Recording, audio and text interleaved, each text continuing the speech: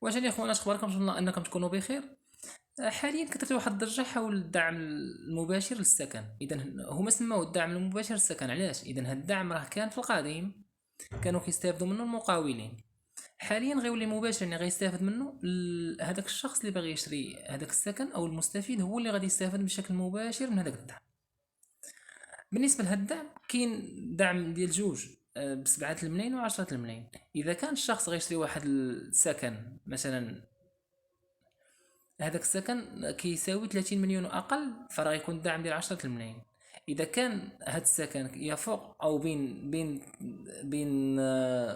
30 و 70 مليون، فراه غيكون الدعم فقط ب 7 الملايين، 70 الف درهم. هذه باينه. بالنسبه للشروط اللي خاص تكون متوفره، هي انك تكون من جنسيه مغربيه، يعني ضروري انك تكون مغربي ولو انك تكون ساكن في دوله اجنبيه.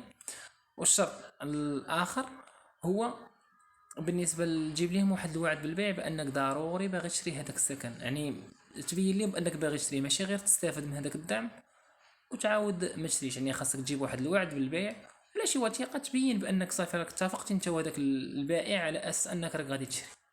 ماشي يعني دير زيكزاك ولا شي حاجه غير باش تشد ديك الفلوس وتستق ما شاريش، باش انك تدخل ديك الفلوس لجيبك. والنقطة أخرى في الشروط هي أنك ما تكونش فايت لك استفدتي شي تحفيز مالي من عند الدولة، ما خديتي شي دعم ولا شي حاجة. إلا فايت لك خديتي فراه ما غاديش يقوموا بهذا الدعم، وغالبا كيقصدوا بهذا التحفيز المالي على الناس اللي خداو الفلوس ديال سميتها فرصة. إذا غالبا اللي خداو فرصة ما غاديش يستافدوا من هذا الدعم. اللهم يسر الجميع.